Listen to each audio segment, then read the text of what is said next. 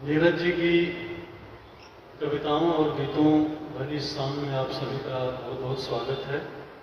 साहित्य की दुनिया में कोई भी ऐसा नहीं होगा जो साहित्य से जुड़ा हो, अदब से थोड़ा भी जुड़ा हो, गोपाल दास नीरज जी के नाम से परिचित हो। लेकिन ये उपलब्धियां उन्हें यूं ही हासिल नहीं हुई थी। शून्य से उन्होंने शुरुआत की थी और शिखर तक पहुंचे। नीरज जी का जन्म इटावा के कुरावली गांव में हुआ था। बाल्यकाल में ही उनके पिताजी नहीं रहे और परिवार का बोझ उनके ऊपर आ पड़ा था। बहुत बचपन से वो पैसे के लिए काम करने लग गए थे। 12 साल तो उन्होंने खुद मुझे बताया कि 12 साल वो टाइपिस्ट रहे। टाइपिंग करके उन्होंने जीवन चलाया। फिर पढ़ाई लिखाई उन्होंने जारी रखी और फिर वो सूचना अधिकारी के पद पर आए कानपुर में। उसके बाद धर्म समाज कॉलेज मेरठ में प्रवक्ता बने और तब तक उनका नाम बहुत बड़ा हो चुका था और कई सम्मेलनों की दुनिया के भी जाने पहचाने नाम बन चुके थे। इसलिए उन्होंने कभी सम्मेलनों की व्यस्तता की वजह से प्रवक्ता की नौकरी छोड़ दी। मुंबई में भी तकरीबन 10 साल तक वो फिल्मी गीत लेखन के सिलसिले में आते जाते रहे। उन्हें भारत सरकार ने पद्मश्री दिया, पद्म भूषण दिया। फिल्म फेयर में भी 3 बार उनका नाम नामांकित हुआ और एक बार उन्हें वो पुरस्कार मिला भी। वो गीत था काल का पहिया घूमे रे भैया, लाख तरह इंसान चले, कभी लेकर कभी बारात कभी ना सामान चले। इस गीत के लिए उनको फिल्म फेयर पुरस्कार मिला।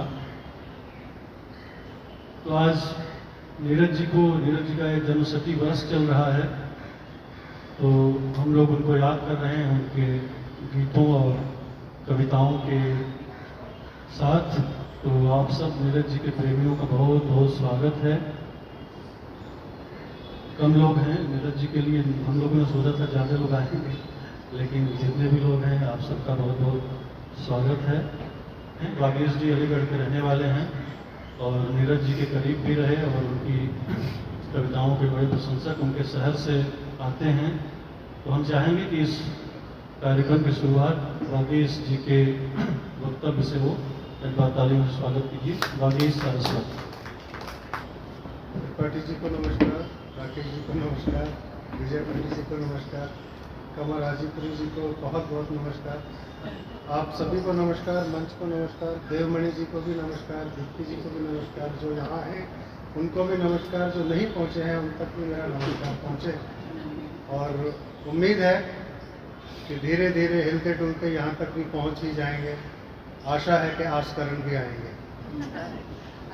आस्करण का आना इसलिए ज़रूरी है कि वो ऐसे पुरुष हैं जिन्होंने बहुत सारे कवि सम्मेलन उनके साथ किए, बहुत सारी यादें उनके पास हैं नीरज जी को लेकर के। नीरज जी को एक बार खुजली हो गई थी और संयोग से मुंबई में थे, एक गोष्ठी का आयोजन था और उस पूरी गोष्ठी में एक एक शब्द के बीच में उनको पूरे शरीर में खुजली हो गई थी। इसके बावजूद उन्होंने अपनी लहर में सुनाना बंद नहीं किया था। मुझे देवमणि जी आप थे शायद इस गोष्ठी, मुझे लगता है शायद थे, क्योंकि मुंबई में कवि सम्मेलनी जीवन जिस व्यक्ति ने मुझे दिया उनका नाम देवमणि पांडे है।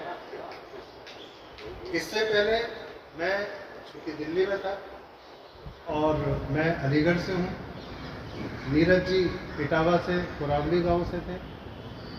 नीरज जी की बहुत सारी चीज़ें हैं जो प्रभावित करती हैं, लेकिन हर व्यक्ति का प्रभावित होने का एक मानक होता है।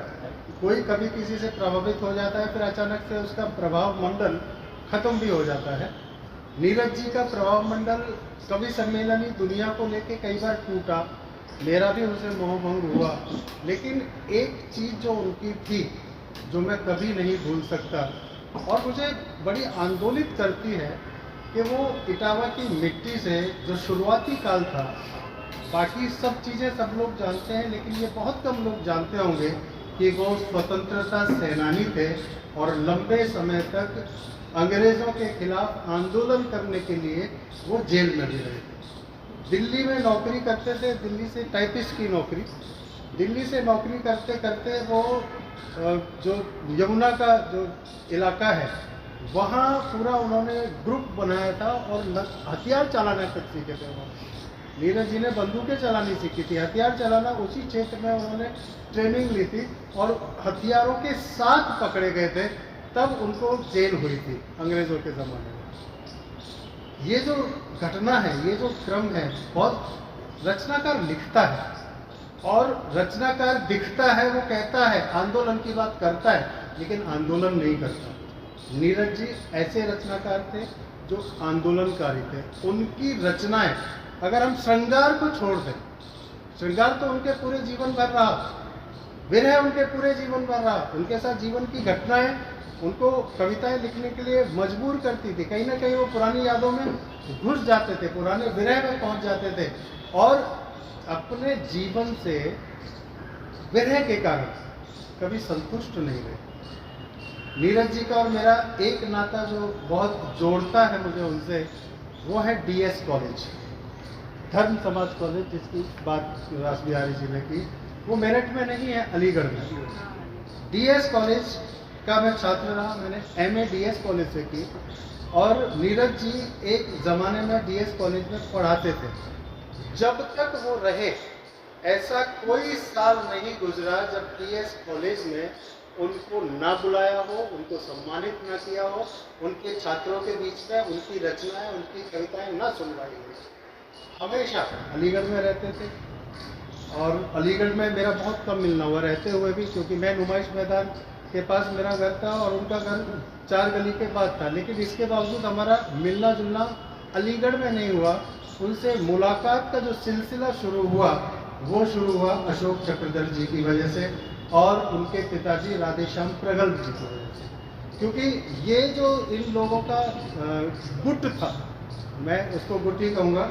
उस जमाने में गीतकारों का एक बड़ा गुट होता था जिसके सिपह सालार सबसे बड़े नीरज जी थे, रमानाथ अवस्थी थे, सोम ठाकुर थे और जो वीर रस की कविताएं सुनाना चाहते थे या हास्य की कविताएं सुनाना चाहते थे, उनको मंचों से कैसे बायकॉट करना है, ये पूरी की पूरी रणनीति उन लोगों की बना करती थी। वो ये नहीं चाहते थे कि हास्य लिखने वाले मंच पे आए, लेकिन बाद के दिनों में ऐसा हुआ कि काका हाथरसी के साथ उन्हें लगातार मंच शेयर करने पड़े, क्योंकि गुटबंदी के ठेकेदार काका हाथरसी हो गए थे। वो ठेका लेने लगे थे कवि सम्मेलनों का और किन किन कवियों को बुलाना है वो सेठों से पूछ के उनको बुलाया करते थे। इसलिए उनकी मजबूरी हो गई थी। रमानाथ अवस्थी जी ने भी अपने आप को सरेंडर कर दिया था, जो ये कहता था कि मंच पे सिर्फ गीत होना चाहिए। वहाँ हास्य की धाराएं बहने लगी। ओम प्रकाश आदित्य जी भी वहाँ आ गए और बाकी जितने भी उस दौर में हास्य के लोग हो सकते थे उन लोगों का आगमन हो गया। मेरी पहली मुलाकात नीरज जी से हुई थी कुरुक्षेत्र में। तब मैं 7वीं कक्षा का छात्र था और मुलाकात क्या हुई, मेरे मामा भी अलीगढ़ के हैं, वो उनके दीवाने, और हम एक यात्रा के लिए कुरुक्षेत्र में रुके हुए थे और मेरे मामा को पता चला कि आज तो कवि सम्मेलन है और उन्होंने मुझसे पूछा, बेटा एक कवि सम्मेलन है, चलेगा क्या? तब तक मुझे कवि सम्मेलन क्या होता है ये पता नहीं था।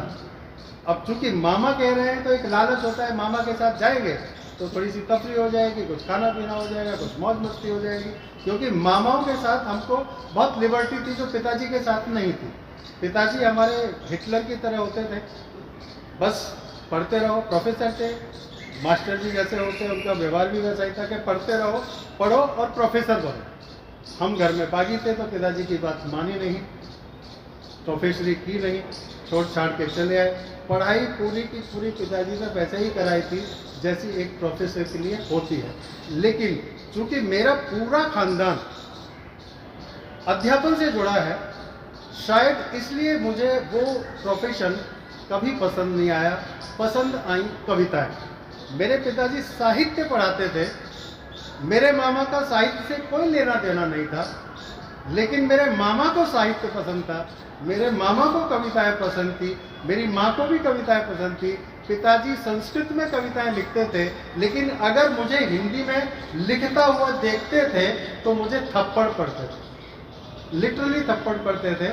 और कवि सम्मेलन का प्यार, कविता का प्यार मेरे मामा ने दिया, और उसका सबसे बड़ा श्रेय नीरज जी को जाता है। जब उनको पता चला कि ये भी अलीगढ़ से है, तो उन्होंने, मैं बहुत छोटा था तब, जो जिस तरह से गले लगाया, मुझे ऐसे लगा कि एक महापुरुष ने मुझे गले से लगा लिया है, और वो क्षण मैं कभी भूल नहीं पाता हूँ। अभी भी मेरे शरीर पे रोंगटे जैसे खड़े हुए उनको याद करते हुए, क्योंकि कुछ घटनाएं आपके जीवन में, आपके मन मस्तिष्क में ऐसी छप जाती है कि उनसे आप निकल नहीं सकते।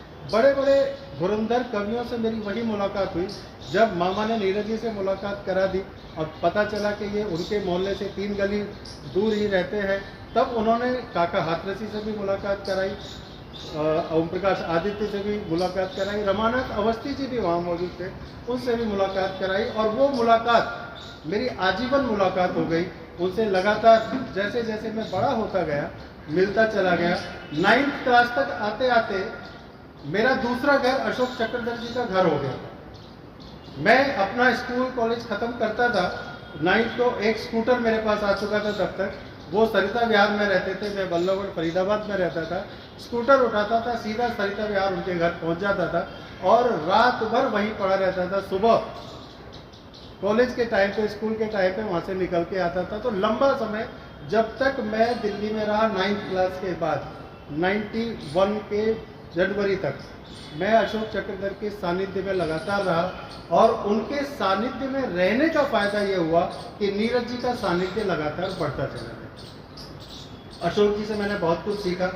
नीरज जी से एक जो चीज़ सीखी वो थी कि अपनी बात पर डटे रहना, अडिग रहना। मैंने देखा कई बार अशोक जी चीज़ों से बदल जाते थे, किसी को समय देके उस जगह पे पहुंचने से मुकर जाते थे, कवि सम्मेलन का एडवांस लेने के बावजूद भी नहीं पहुंचते थे। लेकिन नीरज जी ने ऐसा कभी नहीं किया। अगर उन्होंने कह दिया कि मैं आऊँगा, तो बिना एडवांस लिए भी वो समय पर, जगह पर पहुंचते थे।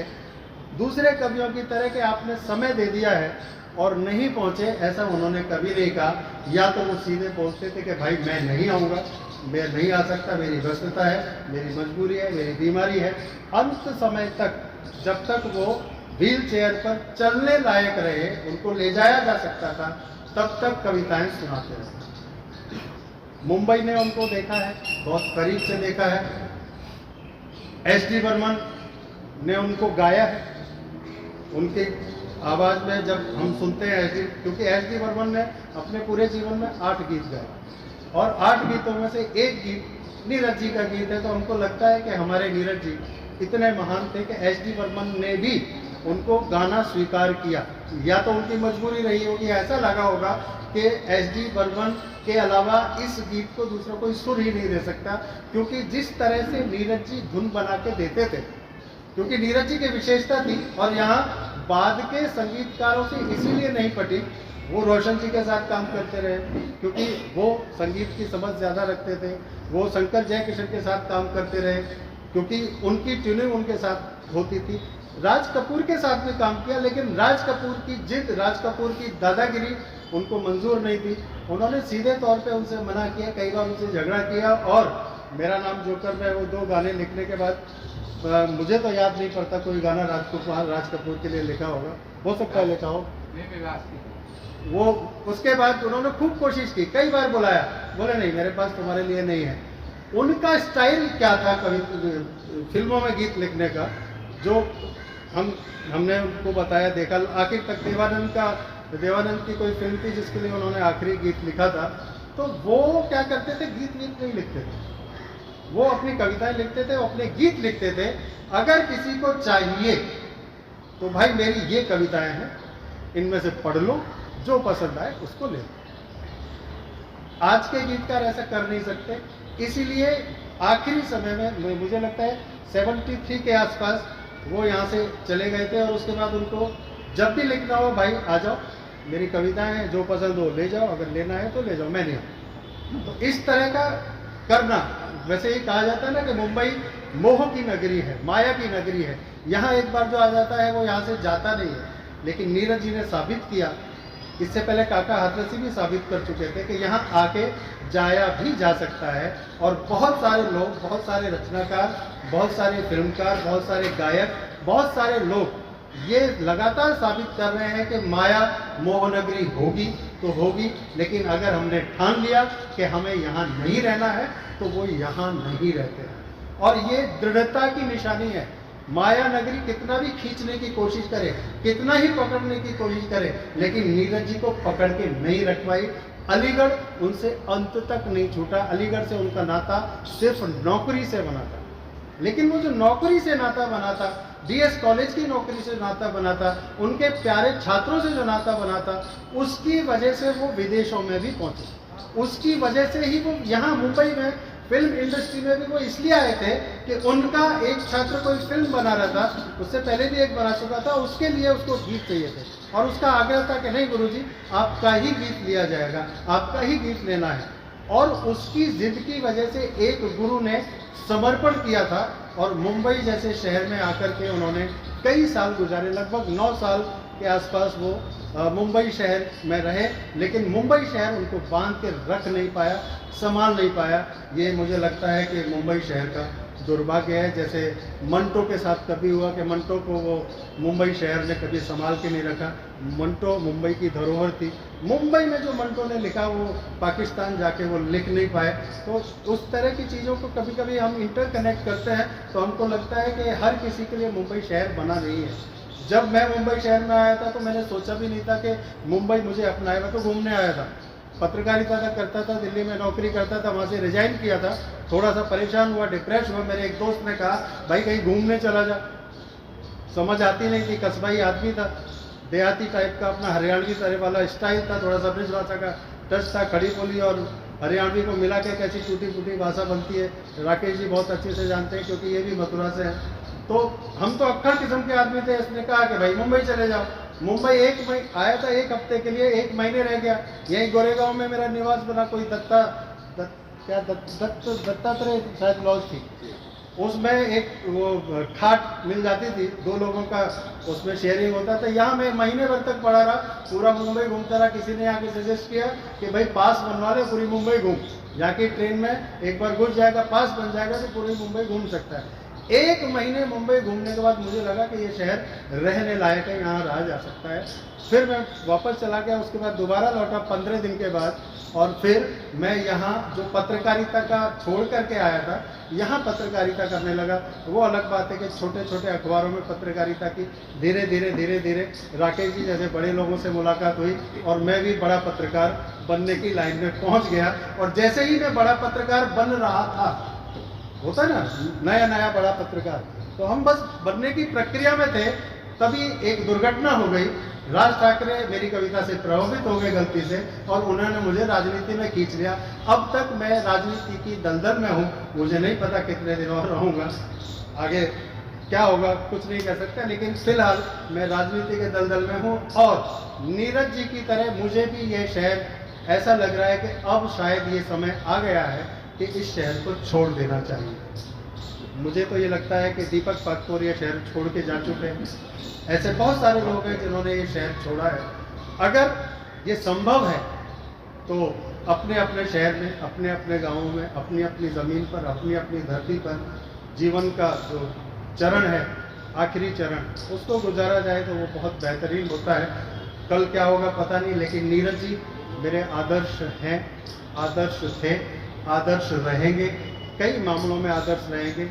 उनके जो आंदोलनकारी हथियार चलाने की जो उन्होंने प्रेरणा थी वो आज भी मेरे अंदर बगावत वाला भर देती है। और कहीं कुछ हो रहा होता है आंदोलन टाइप का या इस तरह का विरोध टाइप का, उत्तर भारतीयों वाले आंदोलन में मैं कभी शामिल नहीं हूँ।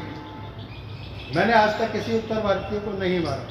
मैंने राज ठाकरे का बचाव करना भी बंद कर दिया कि उत्तर भारतीयों को मारते हो तो आप अच्छा करते हो। अब मैं किसी टीवी चैनल पर जाके बचाव नहीं करता, ना उनका विरोध करता हूँ, चुपचाप शांत हो जाता हूँ, क्योंकि मैंने ये सीखा है नीरज जी से कि जहाँ आपको ना पक्ष लेना हो ना विपक्ष लेना हो, वहाँ चुपचाप हवा के विपरीत लेट जाओ और तब तक लेटा रहो जब तक आपको ये महसूस ना हो जाए कि हवा आपके पक्ष में बहने लगी है।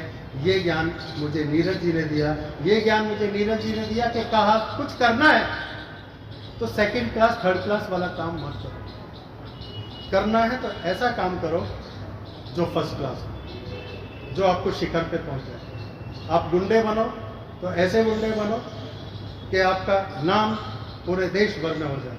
आप कवि बनो तो ऐसे कवि बनो कि आपको हर कोई जाने पहचाने कि आप कवि हैं। आप वक्ता बनो तो ऐसे वक्ता बनो कि लोग आपके उतरने के बाद, आपके कार्यक्रम से जाने के बाद आपको याद किया जाए कि कोई वक्ता था जिसने बोला, जिसने बात की, जिसने समझाया और हमारे भीतर तक वो एक एक शब्द उतर गया।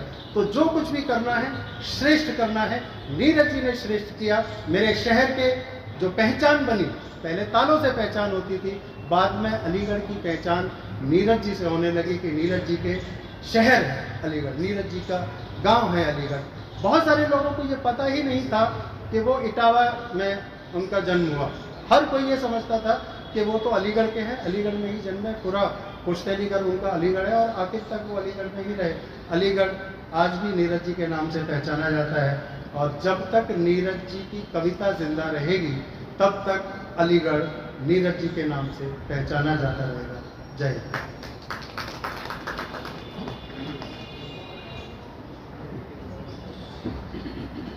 नीरज जी के साथ बिताए हुए दिनों को स्मरण करते हुए छात्र जीवन की भी बातें साझा की राकेश जी ने। एक बार मैंने नीरज जी में देखी कि वो निहायत ईमानदार कवि थे। आमतौर पे जो लोग जिन सुविधाओं में नहीं रहते हैं, कवि सम्मेलनों में जाने के बाद अतिरिक्त सुविधाओं की मांग करते हैं। लेकिन मैंने 2 बार उनको मिर्जापुर में बुलाया था, तो वो मंच पे बीड़ी पी रहे थे। मैंने कहा ये बेइज्जती हो रही है मेरी, मैं सिगरेट ला के देता हूँ। तो बोले कि अरे घर पे तो मैं बीड़ी ही पीता हूँ, लाओ तुम्हारी मर्जी है। तो पैसे भी उन्होंने उसी दौर में लोगों ने बहुत ज़्यादा लेना शुरू कर दिया था और नीरज जी चाहते तो बहुत ज़्यादा पैसे ले सकते थे, लेकिन उन्होंने बहुत कम, मतलब उस दौर के हिसाब से 99 में मैंने उनको 6,000 रुपये में बुलाया था मिर्जापुर, जबकि उस समय 10-12 हज़ार रुपये लोग लेते थे जो कवि सम्मेलनों में चलते थे, जो बड़े नाम थे। मिर्जापुर के बाद यहाँ मुंबई में भी जब मैं 99 में आया तो मैंने कहा नीरज निशा मैं यहाँ भी करना चाहता हूँ। तो बोले 10,000 की व्यवस्था करो, मैं आ जाऊँगा। हालांकि वो कार्यक्रम नहीं हो पाया। तो नए लोगों को नीरज जी बहुत प्रेम करते थे और साथ साथ लेके जाते थे। मुझे भी कई जगहों पे उन्होंने बुलवाया और जब उनकी हीरक जयंती मनाई गई लखनऊ में, सर्वेश अस्थाना उसके आयोजक थे, मुलायम सिंह जी ने काफ़ी मदद की थी उसमें, तो उसमें भी उन्होंने मुझे बुलवाया था। फिर उसी के दूसरे दिन अमेठी में एक कार्यक्रम था डॉक्टर सुरेश का, वहाँ भी मैं गया था। और मुंबई जब जब आए उनसे मुलाकातें होती रही। देवानंद से उन्होंने मुझे मिलवाया और जाने से पहले उन्होंने कहा देखो यूपी बिहार के लोगों की ऐसी आदत होती है कि हजरत दाग जहाँ गए, जहाँ बैठ गए। तो मैं ले चल रहा हूँ थोड़ी देर, 20-25 मिनट के बाद वहाँ से मेरे को देर तक बैठना है, लेकिन तुम थोड़ी देर चाय वाय पी के निकल। ठीक है, तो काली के पास वहाँ लेके गए थे। फिर उनकी रिकॉर्डिंग में भी गया था मैं। नीरज जी आखिरी दिनों में दोहे बहुत अच्छे लिखने लगे थे। एक दोहा उन्होंने सुनाया, मैंने कहा कि बसपा वाले बहुत नाराज हो जाएंगे आपसे। बोले हो गए तो नाराज। वो दोहा था कि ना तो वो काशी गए ना मुख बोले राम, ना तो वो काशी गए ना मुख बोले राम, नाम रखा किस मूढ़ ने उनका काशी राम। ये था उनका। एक दोहा और उनका बड़ा अच्छा है कि सेकुलर होने का उन्हें जब से चढ़ा जुनून, पानी लगता है उन्हें हर हिंदू का खून। तो नीरज सतसई की उन्होंने रचना की है, उसमें 700 दोहे हैं और बड़े समसामयिक भी हैं और बहुत अच्छे दोहे हैं। उनको वो कवि सम्मेलनों में सुनाते थे। आखिरी में उनको एक बार यहाँ बुलाया गया था हंस कॉलेज में और काफ़ी दोहे उन्होंने सुनाए थे। नीरज जी के साथ एक बड़ी अच्छी बात रही कि वो आखिरी समय तक उनकी याददाश्त और उनके कंठ दोनों ने उनका भरपूर साथ दिया और इस तरह से वो आखिरी समय तक सक्रिय रह पाए। नीरज जी का जो काम है वो सिनेमा का काम सर्वोत्तम माना जाता है। उनके गीत सिनेमा में जितने लोकप्रिय हुए, खासतौर से देव आनंद के साथ, देव आनंद उन्हें आखिर तक बुलाते रहे। विजय आनंद ने भी उनसे गीत लिखवाए। 99 में जब मैं उनसे मिला था तो उस समय यहाँ वो देव आनंद की फिल्म उस समय बन रही थी सेंसर, उसके लिए वो गीत लिखने के लिए आए थे। बाद में भी कोई सम्मेलनों में आते जाते रहे। मद्यपान को लेकर भी बड़ा बदनाम किया गया। उन्होंने खुद भी लिखा कि इतने बदनाम हुए हम तो इस जमाने में, आपको लग जाएंगी सदियां हमें भुलाएंगी। नीरज जी वो ठीक बात लेते भी थे, लेकिन कभी भी वो अभद्र नहीं हुए। जैसा कि मैंने तमाम कवियों को देखा है कि उनके ऊपर अल्कोहल हावी हो जाता है, लेकिन नीरज जी के ऊपर कभी भी अल्कोहल हावी नहीं हुआ। वो जब भी वो खुद कहते थे कि यार मुझे लोग कहते हैं यार, लेकिन जब खुद लोग ला के देते हैं कि यार आप ले लेते हो तो बड़ा अच्छा सुर जो चढ़ता है और जो आप सुनाते हैं बहुत अच्छा लगता है। तो उनको एक आदत थी, उनका बहुतों की कमजोरी भी बन जाती है, लेकिन कभी भी उसको उन्होंने उसका श्रोताओं को खामियाजा कभी भी नहीं भुगतना पड़ा। और आमतौर पे मजाक मजाक में वो कभी कभी बोल भी देते थे मंच पे कि बादलों से सलाम लेता हूँ, वक्त के हाथ थाम लेता हूँ, मौत मर जाती है पल भर के लिए जब मैं हाथों में जाम लेता हूँ। ये उनका अंदाज था नीरज जी का। नीरज जी की कविताएं पढ़ेंगे नीरज नीर। आइए, स्वागत है।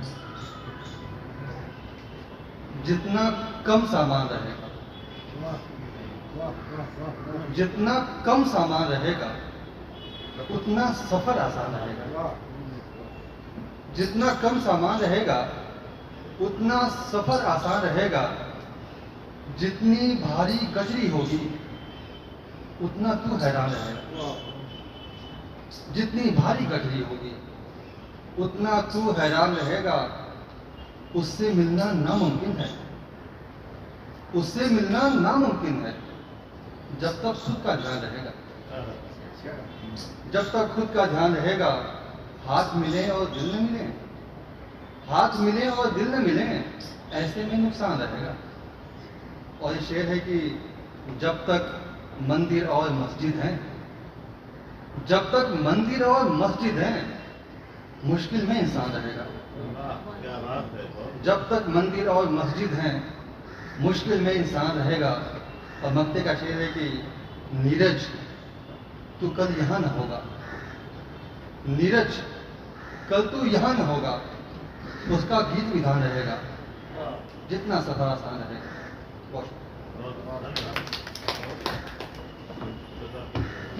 हिंदी गजल की यात्रा अभी 100 साल की भी नहीं हुई है, तो हिंदी में उस्ताद बहुत सारे पैदा हो गए हैं। उर्दू में तो है ही है, 700 सालों से काम हो रहा है। तो आप अगर कोई भी गजल सुनाएंगे तो कोई उर्दू का आदमी या कोई भी आदमी बोलेगा कि कहता की कमी है इसमें, मिसरा थोड़ा आगे पीछे हो रहा है। तो ये काम नीरज जी को भी लोगों ने कहना शुरू किया कि दादा आपकी गजल तो ठीक है लेकिन वो थोड़ा सा गड़बड़ है उर्दू के हिसाब से। तो उन्होंने कहा कि ये मैं लफड़ा ही खत्म कर देता हूँ, ये गजल नहीं है गीतिका है।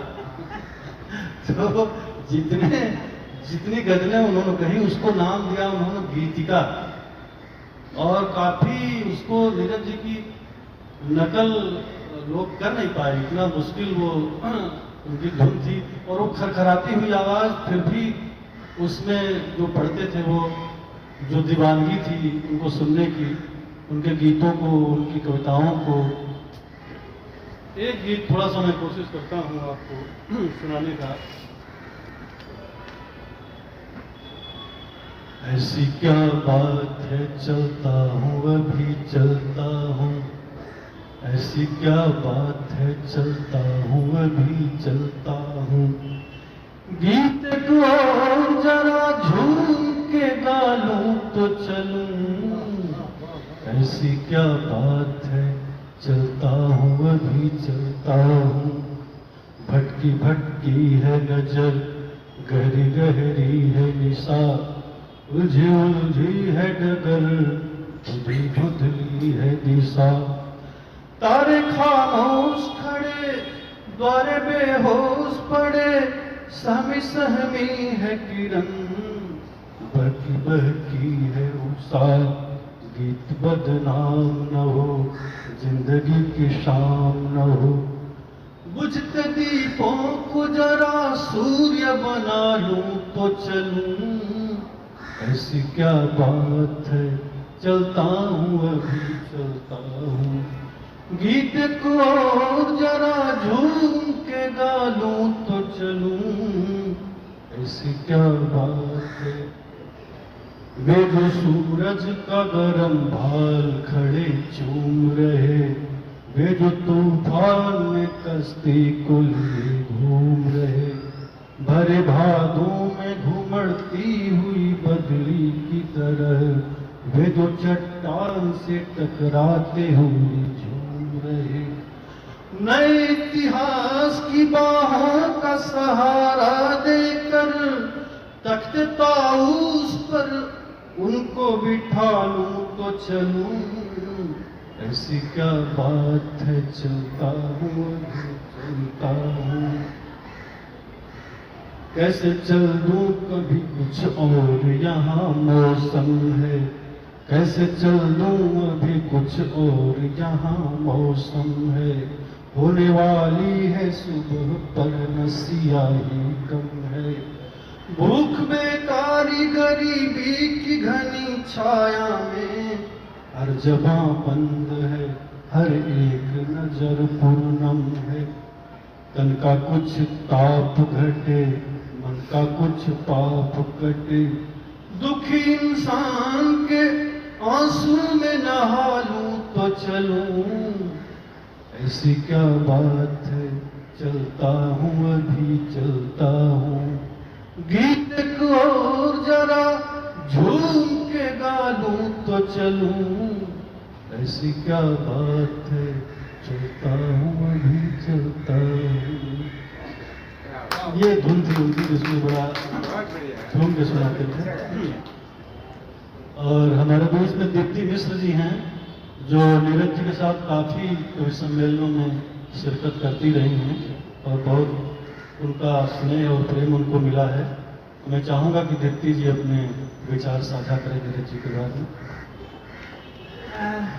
नीरज जी से मेरी पहली मुलाकात मैं करीब रही हूँ ये 2.5-3 साल की। लखीमपुर खीरी से मेरा ताल्लुक़ है। लखीमपुर खीरी में दशहरे का मेला लगता है। उस ज़माने में मेरे फादर एग्जीक्यूटिव ऑफिसर हुआ करते थे वहाँ पे, और हर साल दशहरे का मेला लगता था और मेले में प्रोग्राम्स होते थे। एक दिन म्यूजिक कॉन्फ्रेंस होती थी, एक दिन कवि सम्मेलन होता था, एक दिन मुशायरा होता था। तो इस सब का कार्यभार जो है वो मेरे पिताजी श्री विष्णु स्वरूप पांडे, जो उस वक्त वहाँ एग्जीक्यूटिव ऑफिसर थे, सारा दारोमदार उन्हीं पे था। तो उस वक्त जो मुशायरा होता था, जो कवि सम्मेलन होता था, तो जितने भी शायर हजरात, जितने भी कवि आते थे, तो वो मेरे घर में ही ठहरते थे। पीली कोठी हुआ करती थी, अभी भी है। तो वहाँ नीरज जी, ब्रजेंद्र अवस्थी, काका हादरसी, उस दौर के जितने भी बड़े शायर, और ज्ञानवती सक्सेना जी, उन्होंने तो कविता भी लिख के दी थी। तो खैर ये सब आते थे, और उस वक्त का जो माहौल था वो आज का माहौल नहीं था। उस वक्त कवि और शायर इतने प्रोफेशनल नहीं हुआ करते थे। उस वक्त वाकई वो कहते हैं ना कि सरस्वती पुत्र हम लोग उन्हें मानते थे, और उसी प्रकार से उनका भी व्यवहार हुआ करता था। वो लक्ष्मी पे इतना ध्यान नहीं दिया जाता। बहरहाल तो वो रुकते थे, और फिर शाम को ऐसा नहीं होता था। आज की तो भागदौड़ की दुनिया, एक दिन में आते और चले जाते। 2-2, 3-3 दिन वो रुका करते थे। पापा और हम सब लोग घुमाने ले जाया करते थे उनको। शाम को फिर घर में नशिस्त होती थी। छोटा सा बच्चा था एक, जिसे मालूम कुछ नहीं था, लेकिन उसे अच्छा बहुत लगता था दौड़ दौड़ के कभी चाय लाना, कभी ये करना, कभी वो करना। तो वो पहली याद है जब नीरज जी से मुलाकात हुई थी। उसके बाद 65 में फिल्म आई नई उम्र की नई फसल। उसमें ये गाना था कार में गुजर गया वो बात देखते हैं। तो फादर हमारे जो थे, फादर मदर दोनों ही, मतलब लिटरेचर से उनका ताल्लुक, पापा की अपनी एक लाइब्रेरी हुआ करती थी। मम्मी की शादी जब वो 10वीं में थी तब हो गई थी, और उसके बाद उन्होंने डबल MA किया। तो पढ़ाई और इस सब का माहौल घर में लगातार था। तो जब ये फिल्म आई तो हम सब लोग बड़े तैयारी के साथ वो फिल्म देखने गए थे कि नीरज जी हम लोगों को बड़े अपने करीबी लगते थे कि नीरज जी का गाना है। और वो, मैं छोटी सी थी, मैं भी गई थी, और वो दृश्य याद है मुझे अभी। तो नीरज जी का जब वो वहाँ प्रोग्राम में पढ़ते थे, मुझे नहीं याद क्या पढ़ते थे, लेकिन उस फिल्म का ये गाना कारवा गुजर गया गुबार देखते हैं, ये छवि है, छपी हुई है। खैर, इसके बाद कट टू सीधे 90s की बात है, 95-96 होगा। नोएडा में एक कार्यक्रम था जिसमें मुझे नीरज जी के साथ पढ़ने का सौभाग्य प्राप्त हुआ। जब मुझे पता चला कि मैं नीरज जी के साथ पढ़ने जा रही हूँ तो बहुत ज़्यादा एक्साइटेड थी। और उस वक्त वो नया नया शायरी का दौर था, मैंने MA किया था, और उस वक्त भी मेरी जो सोच थी, मेरे जो विचार थे कवियों को लेकर के, शायरों को लेकर के, तो मुझे ऐसा लगता था जैसे कि वो किताब से निकल के बाहर आए हैं। उनका कोई दूसरा व्यक्तित्व भी होता है, इसका अंदाजा था नहीं। तो पहली बार जब मैं उनसे मिली और काव्य पाठ का मौका मिला तो अंदर से कुछ भर आ गया, कुछ चटका। जिन नीरज जी का तस्वुर मैंने किया था, ये वो नीरज जी नहीं थे। बचपन से एक छवि थी, ये वो तो नहीं है। जबकि मैं बड़ा सम्मान उनका, मंच शेयर करना उनके साथ, ये मेरे लिए एक बहुत बड़ी बात थी। पूरे सम्मान के साथ मैंने उनके साथ काव्य पाठ किया, लेकिन वो जो निकटता थी वो नहीं थी। उसके बाद बहुत सारे प्रोग्राम्स में हम लोग मिले, साथ में काव्य पाठ हुआ, और वो निकटता नहीं आ पाई। एक दूरी थी जो हमेशा बनी रही, और मुझे इस बात का अफसोस भी है क्योंकि नीरज जी से जो मैं सीख सकती थी वो मैं सीख नहीं पाई। उनके जैसा व्यक्तित्व, उनके जैसा गीतकार, उनके जैसा कवि, जिससे बहुत कुछ सीखा जा सकता था। सिर्फ एक कारण था जो मुझे उनसे दूर रखता था, मुझे अनइजीनेस महसूस होती थी, वो जो भी उनका अपना व्यक्तित्व, और मैं उनसे कभी कुछ सीख नहीं पाई। अब मैं ये सोचती हूँ इस सारे प्रोसेस में कि जो शायर या कवि या कोई भी क्रिएटर, उसका जो व्यक्तित्व होता है और उसका जो प्रतित्व होता है, उन दोनों के बीच में अंतर होना चाहिए या नहीं। हम जो कहते हैं, जो लिखते हैं, क्या वही चीजें हैं? तो अगर मैं दर्शक या श्रोता बन के सोचूं तो मुझे लगता है कि नहीं होना चाहिए, लेकिन अगर मैं शायर के तौर पे देखूं तो मुझे लगता है होना चाहिए, हमें ये छूट मिलनी चाहिए। अगर कोई व्यक्ति शायर है या लेखक है तो उसे आम आदमी की तरह जीने का हक क्यों नहीं है? उसे मिलना चाहिए। उससे यह अपेक्षा क्यों की जाती है कि वो संयत ही रहे? हम सभी इंसान हैं, हम सभी गलती करते हैं, हम हर तरह का जीवन जीते हैं। तो अगर कोई शायर है या कवि है, उसके कुछ ऐसे पक्ष अगर है उसके जीवन के, या तो उसकी स्वीकारोक्ति होनी चाहिए। और अगर वो विशिष्ट है तो फिर उसकी विशिष्टता का सम्मान होना चाहिए। जो विशिष्ट है तो अगर वो एक जगह विशिष्ट है तो दूसरी जगह भी विशिष्ट होगा। उसके जीवन में अगर वो बहुत ज्यादा संवेदनाशील है तभी वो क्रिएटर है, तभी वो कविता लिख सकता है। तो इसकी ये संवेदनाएं कहीं और भी काम करेंगी और उतनी ही तीव्रता से काम करेंगी। तो एक व्यक्ति, एक कलाकार, एक शायर एक फुल पैकेज होता है। तो हमें ये आना चाहिए, हमें ये समझना चाहिए कि हमें उसे पूरे पैकेज के तौर पर ही स्वीकारना आना चाहिए। हम ये ना मान लें कि उसका जो अच्छा है वो ही स्वीकार है, क्योंकि कोई शायर को वो बनता कैसे, एक जर्नी है, एक रास्ता, सीधा सपाट जीवन जिसका होगा वो लिखेगा क्या? बहुत सारे रास्तों से गुजरते हुए ऊपर नीचे बहुत सारी संवेदनाओं को, बहुत सारे उस तरीके के अनुभव शायद सबके जीवन में होते हो, लेकिन वो उसको उतनी तीव्रता से अनुभव नहीं करते। शायर इसीलिए शायर है कि वो किसी भी घटना का जो उसको जिस तरह से वो ऑब्जर्व करता है, जितनी गहराई से उसको फील करता है, और तभी उसी इंटेंसिटी के साथ वो उसको अपने शब्दों में बयां कर पाता है। तो सब कुछ वाइट या ब्लैक नहीं होता, बीच में ग्रे होता है। तो मेरा कहना यह है कि हर चीज के, हर जगह के मंच का एक नियम है, उसका सम्मान है, वो सब डेकोरम है, उसका पालन होना चाहिए। लेकिन जो व्हाइट और ब्लैक के बीच में ग्रे है, हमें उस ग्रे को स्वीकार करना भी आना चाहिए।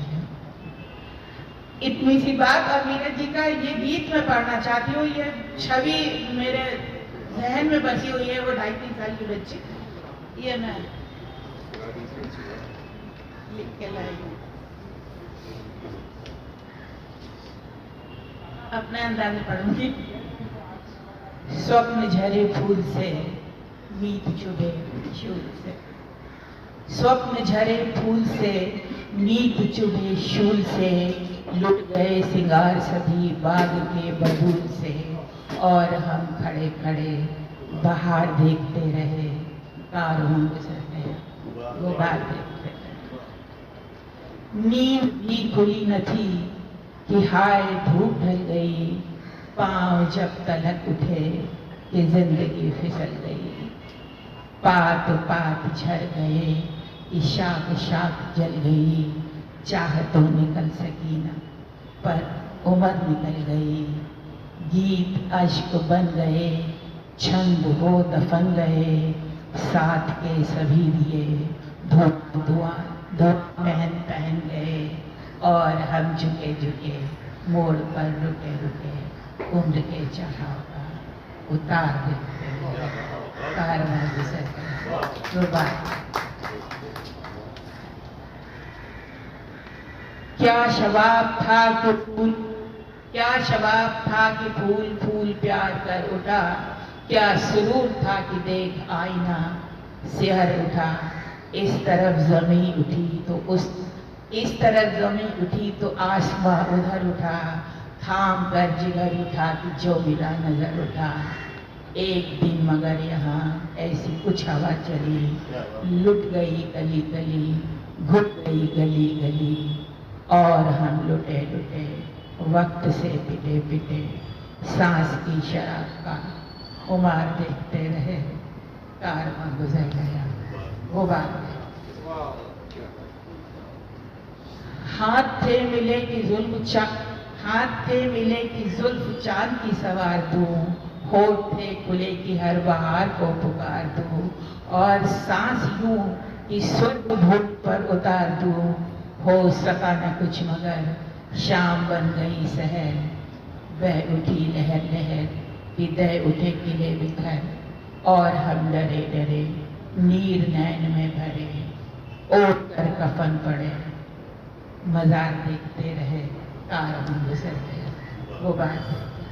आखिरी कंदर ये है कि मांग भर चली कि जब एक नई नई किरण, ढोल के ठुमक उठे चरण चरण, शोर मच गया कि लो चली दुल्हन, गांव सब उमड़ पड़ा, बहक उठे नयन नयन, पर तभी जहर भरी गाज एक वह गिरी, पूछ गया सिंदूर तार तार हुई चूनरी, और हम अजान से दूर के मकान से पालकी लिए हुए पहाड़ देखते रहे, कार में गुजर गया वो बात।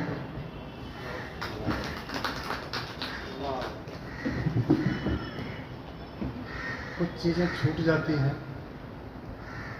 ये गीत पढ़ने के बाद मुझे याद आया और मैंने राज बिहारी जी से परमिशन ली कि मुझे बताना ज़रूरी है कि यही गीत है जिसने नीरज जी को नीरज बनाया।